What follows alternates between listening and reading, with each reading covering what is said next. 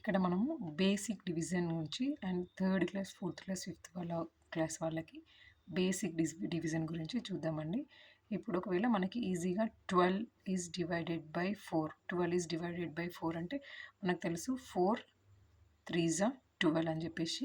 అప్పుడు as it ఈస్గా మనం ఏం రాస్తాం, 12 డివైడెడ్ బై 4, 4 1 జా 4 3 జా. లేదంటే మరి చిన్నపిల్లలు అయితే 12 ఇక్కడ వచ్చేసి 4 4 3 జా 12 0 ఇదిలాగా రాసిస్తాం.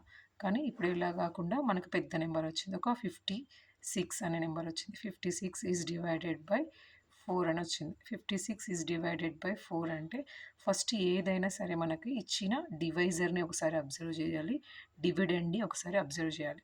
ఇది వచ్చేసి డివిడెండ్ 56 ఉంది, డివైజర్ వచ్చేసి 4 ఉంది.